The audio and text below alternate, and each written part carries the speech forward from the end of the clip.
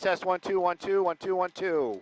Yeah, we got to find him first. CHP lost him. Everybody lost him. He was making his way down Imperial last time I saw him. Eastbound 105. Oh, nope, nope, nope. Well, we're back over towards the LAX area. We were on Imperial just a few moments ago. But what LA City Fire is dealing with the City Fire arriving here and done with this whole thing. You can see is when they just stopped. Just stopped. I feel like I'm in a fucking deposition. All right, Stu Mundel, Mundel. All right, Stu. Wow. Where do we start? Start at the beginning. Start at the beginning. So I'll start with high school. What were you like in high school, and where'd you grow up? All my high school is here in Los Angeles area, Valley mostly. My parents will be the first ones to tell you that technically I dropped out, but basically I had all the credits and everything to graduate. I just didn't do it. I got bored right around 11th grade. Always was a hard worker, big car guy.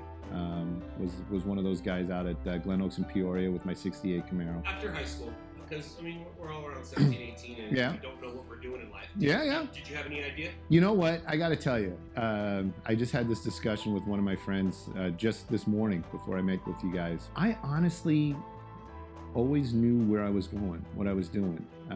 There's been times when I can tell you very distinctly, being very young and living in Illinois and an abandoned airport, and my friends, we were all playing in these, derelict planes.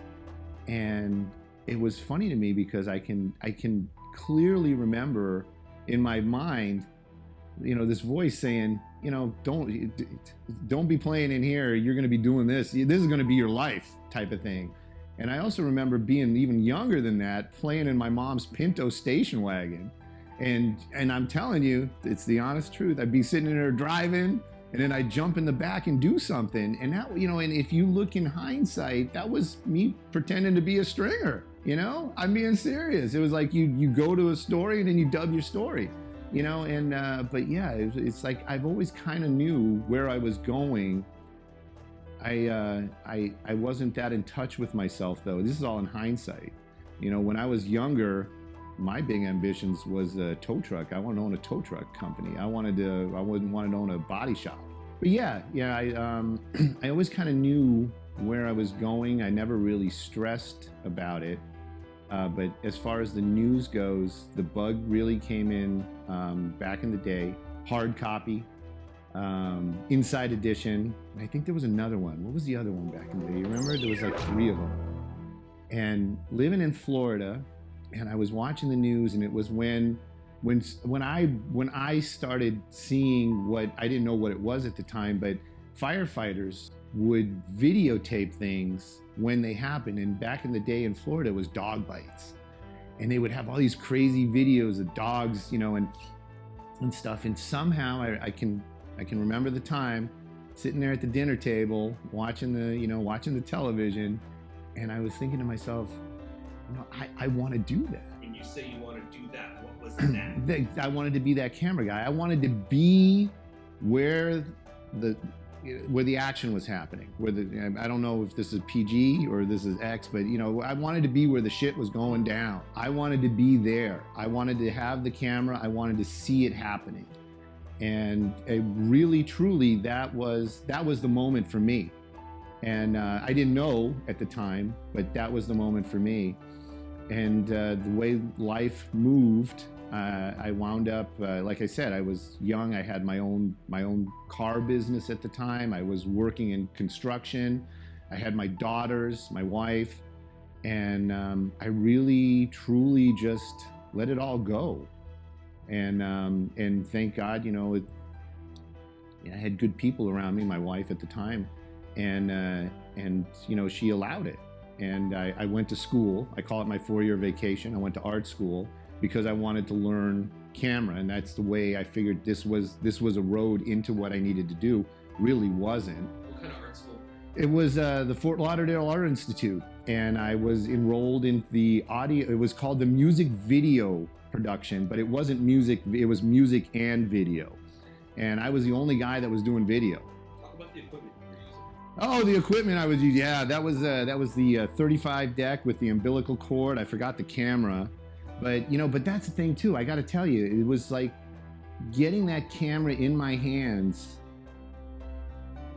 It really, even from day one, it felt like it belonged. It felt I understood everything right off the bat. It was like you really didn't have even, we'd have classes and you learn depth of field and all this stuff, but it was like it just came as very second nature.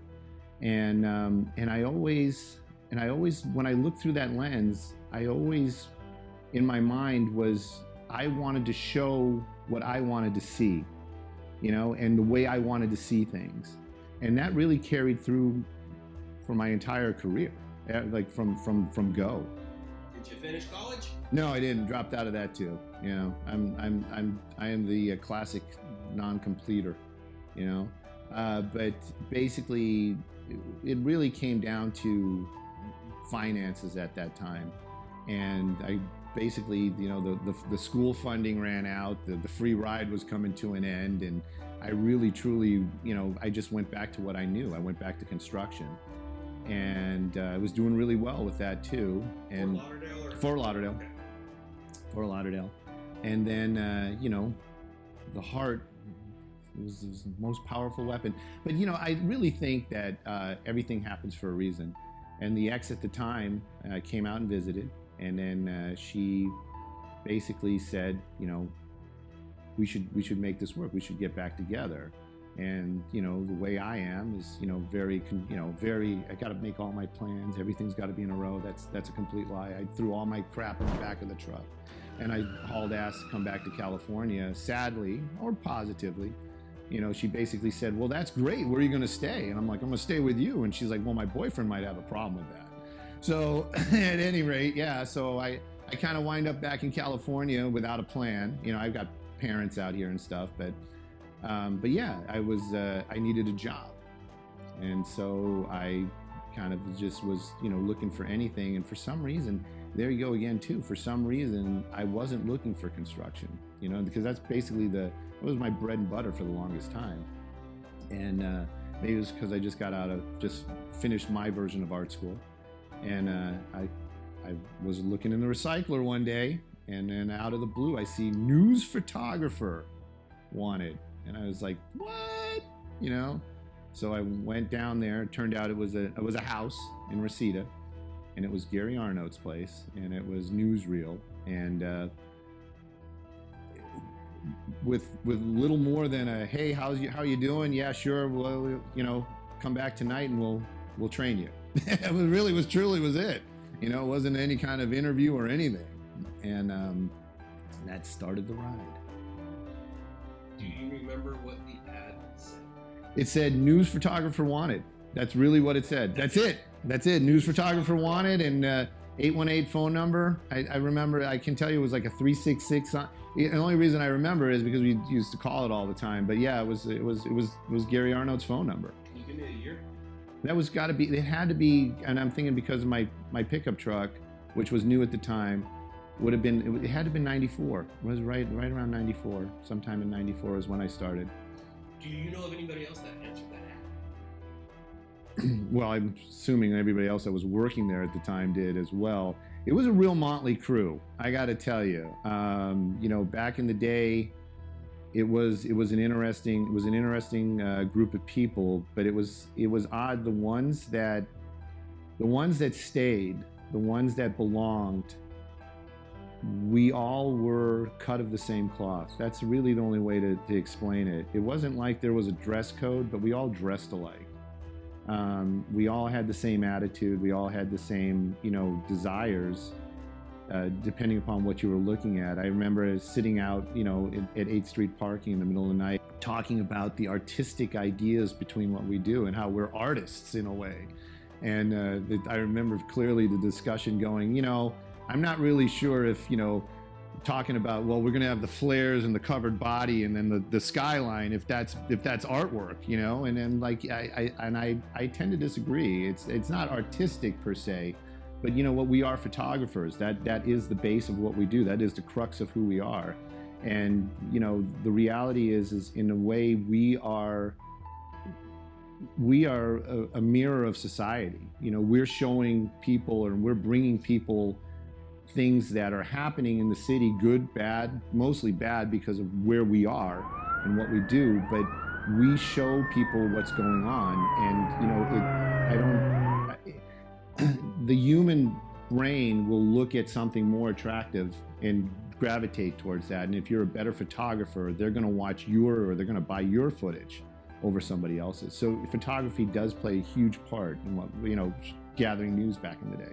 I was a photographer here for 21 years. Mm-hmm. Any chance I had to put the buildings in the background, Yeah. I did it. Well, that's what I'm saying. If you're in Los Angeles, put Los Angeles in your shot. No matter where you are, turn around and try to get those things. And that has nothing to do with the documentary, but I feel you on that. Right. It's our city. Yeah, and or, you know, kind of show, like, you know, when you're selling the stories, that was part of it too. It's like, make it relevant. You know, if there was a shooting in front of Pink's, you know, you're not going to say, oh, there's a shooting at Melrose and La Brea. You're going to say there's a shooting in front of Pink's. You know what I'm saying? And those are the little things that separated. And again, it sounds so simple, but those really separated the men from the boys. You know, and back in the day, there was a little core group. There were people that came and went, but there was a core group.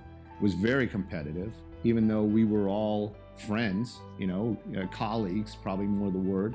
But yeah, it was very competitive, and it wasn't just the photography. It wasn't. I mean, it was getting there first, getting the good pictures, and then it was selling the product. You know, you really had to sell, and the way, you know, in hindsight, it really wasn't. Again, that was one of those things. It wasn't like I went in there with a plan, like, oh, I'm going to be, you know, respectable, or I'm not going to lie, or whatever.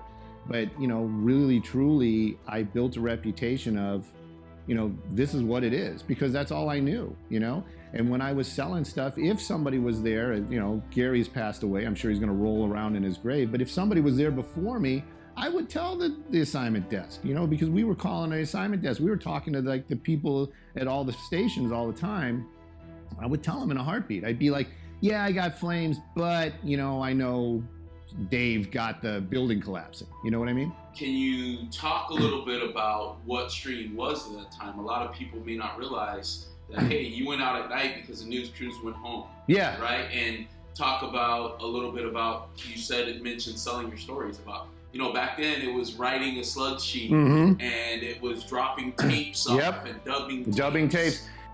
You know, okay, so the dubbing the tapes, I'm going to start with that one. Yeah. Because to me, that, you know, and again, I'm hoping the people that are watching this are people that are really interested, or cultural, you know, type of thing, and really kind of understand. A lot of people that are just watching will be like, what? Man. So I did come from an art school, and I did learn formal, you know, news editing and things like that. But I remember the very first night I was out there, and this is the thing, it's like, you know, I basically showed up at this guy's door. He said, yeah, I come to work tomorrow, you know, tonight. And we pull up on the one, we'd leave, we're in Reseda, and if anybody knows the area, it's really close by. It was like it happened yesterday.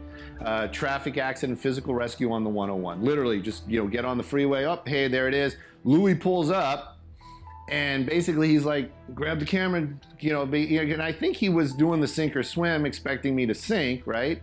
So I was like, sure, you know, grab the camera, and I believe, you know, this is a little gray right there, but I believe we were working with the JVC 27, and it was with a super VHS back on it. And but it was a good camera, don't get me wrong. This was the 27 great low light capabilities. It was analog back then.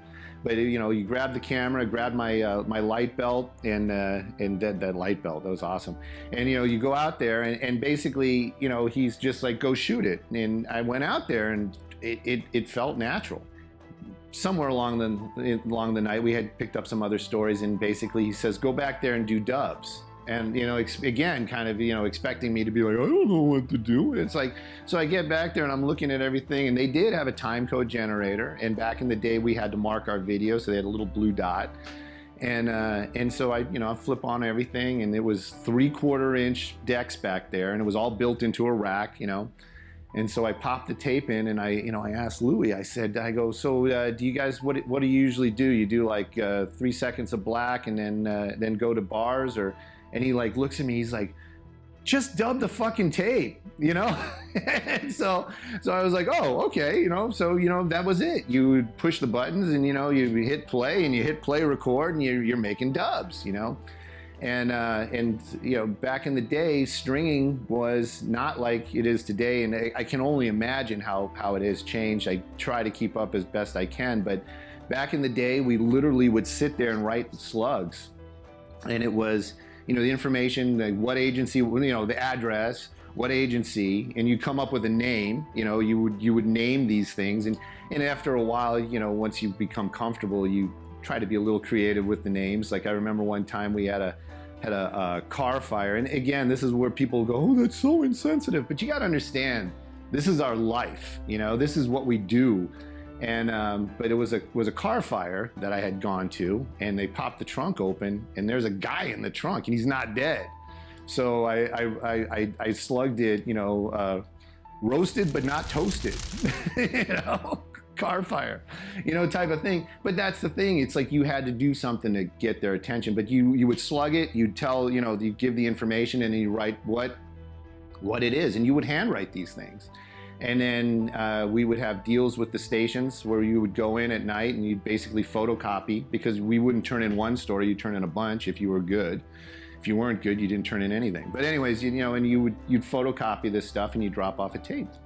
And that's how you did it. And now, when you say drop off a tape, you just don't. The stations were West LA, Hollywood, and oh yeah, at that time. So you're not going to one place to drop off 10 tapes. No, you're driving. You're making the drive. Back in the day, you made the drive, and that was part of the sales too.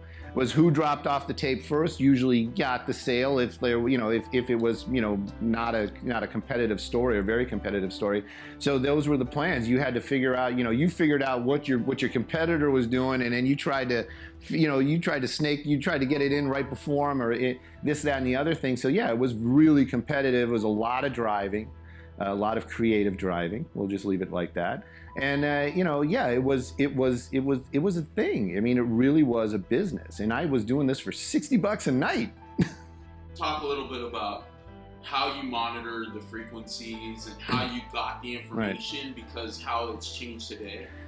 Well, you know, okay, so one of the things that was brought to my attention even before this came out, and I kind of sat there for a while, and it really kind of resonated with me, was that, you know, meaning we, the stringers at the time that were running around at night, you know, obviously there was a product that the station wanted. They wanted to see something, but we actually were the ones that were making the decisions on what we went to, you know? So if we would have gone by the formula, you know, the news formula is basically is how visual is it, right?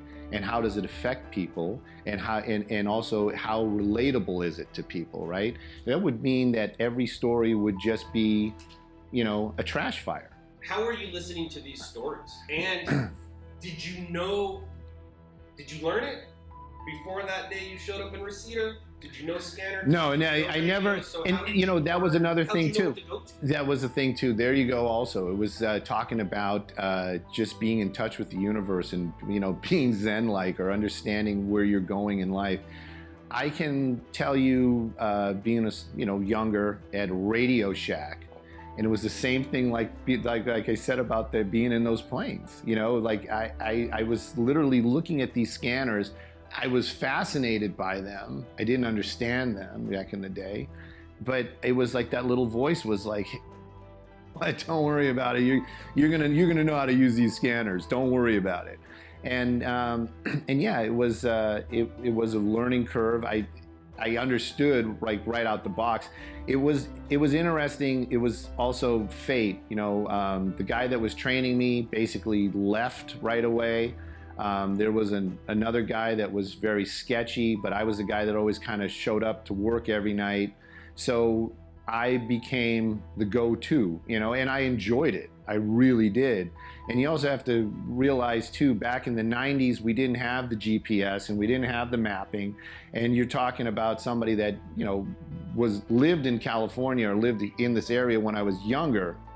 But now all of a sudden I'm back and I'm sitting there with a Thomas guide in my lap, you know, driving this van that's got literally 200,000 miles on it, you know, with the play in the steering wheel while you're pretending like you're the old farmer on a tractor.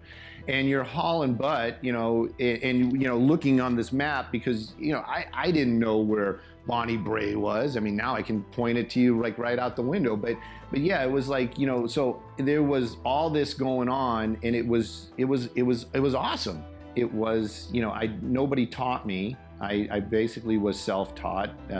There was things in place when I got there. Clearly somebody had programmed the scanners, so I understood, you know, this is a bank for city fire, this is a bank for county fire. But, you know, those were the things I learned as well. You know, I said, well, this is the city, that's county, the sheriffs are here, the LAPD is here, Maywood has their own police department, you know. You learn those things as you were doing it, and it was learn as you go, you know, type of situation. No, I got you. So when did you stop stringing? Never stopped stringing. I'm still a stringer now, recovering stringer. When I started, actually we parked at a place that what now is Staples Center. And it was a grassy knoll. There were no gunmen there. And we would literally sit there and play Frisbee. And the competition back in the day, because I worked for somebody, I wasn't as independent as I became, but I worked for somebody. It was Newsreel, Citycopters, and Night Vision. Those were the two other companies were the competition. Night Vision occasionally had 2 vehicles out. Citycopters always had 2 vehicles out. And Newsreel, we evolved into 2 vehicles. So we would have somebody up north, somebody down south, or some kind of combination like that. And it also helped when we did those deliveries, because you had to break up the deliveries to get to the stations as quick as possible. But yeah, it was a very limited group that was out there, and we were the only ones that, you know, at night that had a camera. There were no cell phones. There wasn't anybody, you know, running around and taking video or tweeting about things. Basically, we got our information from the scanner, and there were some other means. We had pagers back in the day that would actually put out media alerts, but they were all very processed. You know, it wasn't like a spur of the moment, you know, fire page or something like that. These were things, there wasn't, you know, the fire department was dispatched, they showed up, there was an incident command set up, there was an actual event, and a PIO put something out. So it was a process to get that information out there. You know, back when, like, a good stringer would have been ahead of that curve anyway. The good stringer would have, you know, heard the dispatch, and that was one of the things too. It's like inflections in people's voices. Those were like subtle things like that. Really, you know, for a good stringer back in the day, you would listen to the fire dispatch and you just knew the way the dispatcher said things. If it was the verbiage or just the tone of their voice, you knew if that was a real fire. You knew if that was just, you know, some kind of BS or whatever. And you would make that, you know, there were times where even back in the day on the road, you were there, you know, at a fire getting shots of the fire trucks pulling up because you just knew it was real. These guys are, you know, God bless them. They're all union, and they basically punch their clock and they're like, oh, my 8 hours is done. I'm going home. And there wasn't an overnight, and they tried doing overnights. I know that for a fact, and I'm proud to say it, even though now I'm part of the machine itself, but I'm proud to say it that we did a better job. We did a way better job than anybody at the station, and it was basically because if you didn't bring something to the table, you didn't get paid. So you know, there's a little bit of a you know, carrot and a stick going on there, you know, to get that job done. You want to get those pictures, you have to compete, you've got to get this stuff sold. You know, of course there's personal pride, like I said in the beginning. It's like I felt like I am bringing something to these people in the morning or in the afternoon, or even the people involved. It's like you're seeing what happened, and that was a huge personal part of it for me. But the reality was, it's like if you weren't doing this, you weren't getting paid. While the station guys, you know, they're getting paid. They're getting paid. If they get the fire trucks driving away, they're going to get paid. But if we're not getting the fire trucks arriving, we're not getting paid.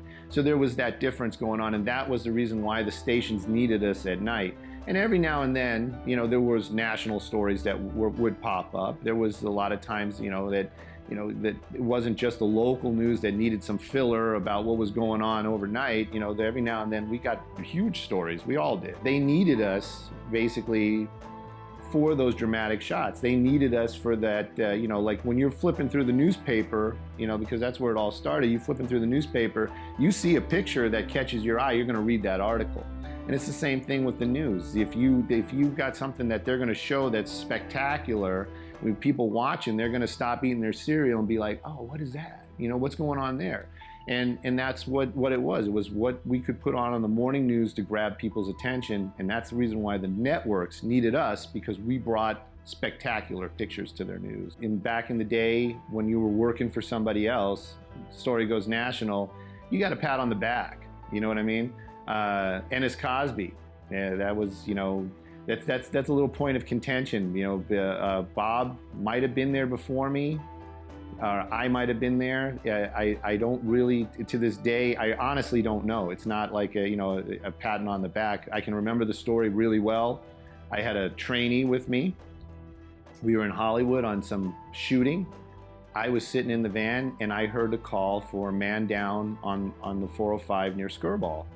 And in my mind, I was picturing somebody changing a tire, like a pedestrian hit while changing a tire, which is it's a good news story. People might be watching going, oh, that's so gross, and you're making money on people's misery. This is what we do, and you might look at it like that. And in my mind, that's a very negative way to look at it. And the way I see it is like I'm telling people, don't get out of your car and change your tire. How about that? I've got a terrible story about that if you guys want to just do reminiscing. But anyways, we haul butt, we get there, and it turned out to be the Ennis Cosby shooting. But nobody knew. All I knew it was a shooting. I knew there was a Mercedes there. The mystery woman was there in the fur coat. Ooh. Anyways, but it's a sad story. Ultimately, it was a terrible, sad story. At that time, I really didn't know because they had transported Ennis. All I knew it was a shooting. And so we turned it in, and that became a huge story. That made a lot of money for newsreel. And what did I get out of it? I got a pat on the back, and then I got hard copy calling and Inside Edition, and I got to do interviews. And this is it's just the business and who you're working with. They paid you money to do that interview, and you wouldn't have been there if it wasn't for us. Type of attitude, like they were putting guilt on me, and I was just like, I shot that story, you know what I mean? So yeah, there's, it's not all, love and hugs. It's a business, and you got to protect yourself ultimately. So you're giving it to them as what you see, and, right. And people can relate to that, and that's what they appreciate. Did that come naturally? Or was it purposeful as a plan or an angle? It was nothing. I got to tell you, nothing in my life was planned, and that's the honest truth. I really never set out to say like, oh, I'm going to do this so I can do that. I would get to a situation, and then I would say, oh, I'd like to do that. Like I wanted to report. Don't get me wrong. I wanted to report. But I didn't go into it with this attitude that I'm going to be Stu Mundel. I am only who I can. I am only me. And this is it. And I actually gave that advice because when we would train other people, they'd be like, "Oh, how do you get?" And I would say to them, "It's like don't try to be Larry Welk. Don't try to be Scott Rife. Try to be you." Just be the best you can be, And, personally, I don't even see myself as a very social person, but I really enjoy the interaction when it comes to talking about news. I really enjoy the interaction when we're on a chase. I really enjoy the interaction on a fire, and where it's going to go and how this is going to happen and a physical rescue, things like that. To me, the passion is there because there is passion. I enjoy watching the first responders saving a life and explaining to people that, you know, basically this is your fire department, this is your tax money, these are, you know, this is the home team, guys, you know, saving a life. You know, for me, I did it the right way. You know what I'm saying? I didn't have an agent. I had this task, I accomplished it, I got good at it, I went to the next task. I always try to push the envelope, you know, with my camera skills. I try to push the envelope with my reporting skills. I try to push the envelope with how I'm working the scanner, how I'm relating information. It always is me trying to be a better version of me. There's no doubt about that. Is there fails? Oh, yeah, there are fails. Are you kidding me? But that's the thing is, if you're not failing, you're not learning. You're entering into a world where you're doing a public service. Regardless how you look at it, you're doing a public service. And if you want to serve the public correctly, is do it without an agenda, do it fact-based, and also be ethical is part of it. You know, compassionate. There's always got to be compassion, even though we see some things that, you know, we're always compassionate, but you always, you know, you have to deal with it how you deal with it. And I don't think going home and getting high or drinking yourself into a stupor is a way to handle it.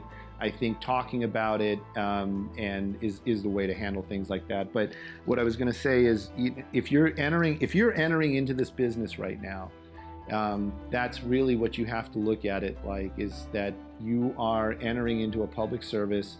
Do a public service, and don't go in with an agenda. Be very fact-based, be very honest, and just do the best job that you can do safely is really the only legit advice I could give to a blanket audience. The Cinderella story.